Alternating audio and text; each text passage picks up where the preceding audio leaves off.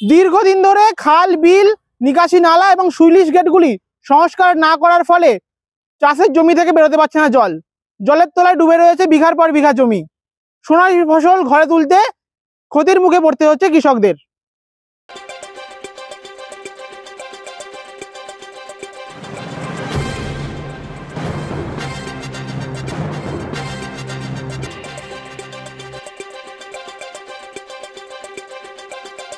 মাঠের থেকে খালের জাম হয়ে গেছে আর উঁচু হয়ে গেছে। এটা খাল কাটানোর কথা মেশিন দিয়ে, তার জন্য আজ পর্যন্ত কোনো পরিষ্কার হয়নি। এই যে সেচ এলাকা আমাদের এখানে, যে চাষি, শুধু চাষ নয়, পুকুর ডাঙা সব মাছ তো নষ্ট হয়ে গেছে। আমার 4খানা পুকুর, নিজস্ব পুকুর, আমি লোন করে নিয়ে আমি মাছ চাষ করেছি, আজকে সব মাছ হয়ে গেছে, সব নষ্ট হয়ে গেছে। একদা হাওড়া জেলার শস্য ভাণ্ডার নামে পরিচিত শ্যামপুরের বিস্তীর্ণ এলাকা জুড়ে চোখে পড়ছে একই ছবি। হেলদোল নেই প্রশাসনের। যখন আমি গেছিলাম, আমরা কয়েকজন গিয়েছিলাম, যে খালের যা পরিস্থিতি আপনি একটু দেখুন, চাষি এবং মাছ চাষের জন্যে আপনাদের কি করলে ভালো হয় আপনি করুন। তখন বললো যে তোমার কত বিঘা জমি আছে, হ্যাঁ, কত বিঘা জমি চাষ করো, তুমি চুপ করে বাড়ি চলে যাও। এই এই সামমেটে নিজে বলেছে, বলতে আমরা তো কী করে ভেবু করে বাড়ি চলে আসলো, কিছু করার। কৃষকদের অভিযোগ, একদিকে যেমন খালগুলির সংস্কারের অভাব রয়েছে, অন্যদিকে এই খালগুলি জমা দেওয়ার ফলে যারা এই খালগুলির ঠিকা নিয়েছেন তারা ইচ্ছাকৃতভাবে খালের জল নামতে দিচ্ছে না, যার ফলে এই বিঘার পর বিঘা জমি ডুবে রয়েছে। পাটা মুগি পাটা যারা বসেছে তাদের সব পাটা তুলতে হবে। তারপর এই যে আবর্জনা এইসব হয়ে আছে, না তুললে জল বেরোচ্ছে না, টানছে না জমির জল। যদিও কৃষকদের সেই অভিযোগ উড়িয়ে দিয়ে অন্য যুক্তি খাড়া করতে চাইছে পঞ্চায়েতের প্রধান। হচ্ছে খাল যদি একটা, এই যে চাপাবা এই দেওড়া থেকে চিলাড়া পর্যন্ত খালটা বর্ষাকালে লিজে দেওয়া হয়, মানে ডাক দেয় সে খালটা ভালোই থাকার জন্য। কেন, যদি এখান থেকে দেওড়া থেকে চিলাড়া পর্যন্ত সেখানে দুটো পাটা পড়ে, আর যদি এটা না দেওয়া হতো, এই 3-4 মাস হতো 100টা পাটা পড়তো, তাতে চাষিরা আরও ক্ষতিগ্রস্ত হতো। আমরা তবু ভারী বৃষ্টি যখন হয় তারা খুলে দেয়, সেটা জলের জন্য যে আটকাচ্ছে তা নয়, কিন্তু ক্যানেলটা জল নিকাশি জমি দিকেই নামছে নি, সেই ব্যবস্থা নেই, উঁচু হয়ে গেছে খাল, নামছে নি, এটা ঠিক কথা বলেনি চাষি। আসুন এই প্রসঙ্গে ব্লক কংগ্রেস সভাপতি আতিয়ার খান কি বলছেন শোনায়। বাচড়ি অঞ্চল মূলত কৃষি প্রধান অঞ্চল।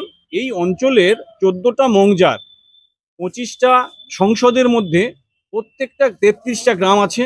এই 33টা গ্রামের 14টা মৌজার প্রতিটি বাড়িতে চাষ আছে, হয় ধান চাষ, না হলে সবজি চাষ, না হলে অন্যান্য চাষ আছে।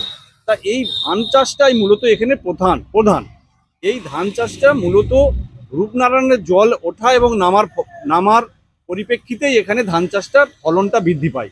তা সেই ধান চাষের আজকে আমন মরশুম শেষের দিকে, এই অঘ্রাণ মাস পড়ে গেছে আজকে। এই অঘ্রাণ মাসে জলটা টোটাল চলে যায় নদীতে, রূপনারায়ণ নদীতে।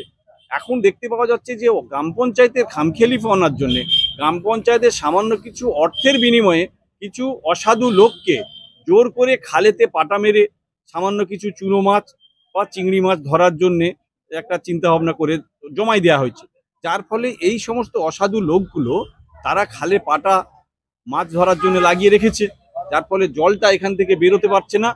এই যে 14টা মৌজার চাষিদের এই ক্ষতি হবে, ধানটা এখনো জলের তলায় পড়ে আছে, এই ভিজে আছে, এই ক্ষতিটার দায়িত্ব কি গ্রাম পঞ্চায়েতের যিনি দায়িত্বে আছেন উনি নেবেন? উনি নিতে পারবেন না কখনোই।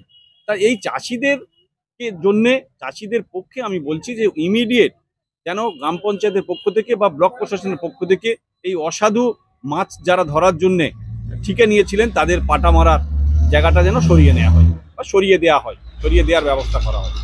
তবে এত কিছুর পরেও নিকাশি সংস্কার অর্থাৎ খাল কাটানোর ব্যাপারে নতুন করে আশার আলোর কথা শোনালেন বাজরি গ্রাম পঞ্চায়েতের প্রধান শ্যামসুন্দর মেটিয়া। এবারেও পঞ্চায়েতে আমরা সিদ্ধান্ত নিয়েছি যে যদি সরকার বাহাদুর না খালগুলো কাটে, তাহলে আমরা ব্লকে রিসেন্ট আমাদের পঞ্চায়েত মিটিং করে সিদ্ধান্ত নিয়েছি যে আমরা ব্লককে জানাচ্ছি কোনো এজেন্সি যদি কেটে নেয়, মাটি নিয়ে নেয়, খালটা গভীরতা করে নিকাশির ব্যবস্থা করে দেবে, এজেন্সিরা মাটি নিয়ে চলে যাবে, তাতে আমাদের কিছু করার থাকবে না। কেন? আমরা সেই পথ অবলম্বন করতে চাইছি বৃহত্তর স্বার্থে চাষিদের। কারণ সরকার বাহাদুরকে বলে বলে খালগুলো কাটছে না, যার ফলে চাষিরা বারে বারে ক্ষতিগ্রস্ত হচ্ছে। আমরাও চাষিদের সঙ্গে একমত, যেভাবে হোক এইটাকে খালগুলোকে, সে এমএলএ কে বলেছি, সভাপতিদের বলেছি, কারো হেলদোল নেই। মন্ত্রী মহোদয়ের দিকে আসে, মন্ত্রী মহোদয়ের কাছে বার্তা দিয়েছে, তারা বলছে দিয়েছি। আমরা মন্ত্রী, ওয়েস্ট বেঙ্গল গভর্নমেন্টের মন্ত্রীদের দপ্তরে চিঠি চাপাটি দেওয়া হয়েছে, কোনো টনক নড়ে। তা আমার মনে হয় শেষ রাস্তা আমাদেরকে অস্ত্র তুলে নিতে হচ্ছে, যে এজেন্সিদের দিয়ে মাটিটা কেটে বিক্রি করে দেওয়া ছাড়া আর উপায় নেই। কারণ আমাদেরকে তো দেবে না, এজেন্সিরা মাটি নিয়ে চলে যাবে, তারা খাল মেশিন দিয়ে কেটে বেরিয়ে যাবে, অসুবিধা নেই। কিন্তু এই দুরবস্থা থেকে কবে মুক্তি পাবে কৃষকেরা? কবে হাসি মুখে সোনার ফসল ঘরে তুলতে পারবে তারা? কবে কাটানো হবে খাল? সেই দিকে নজর থাকবে আমাদের।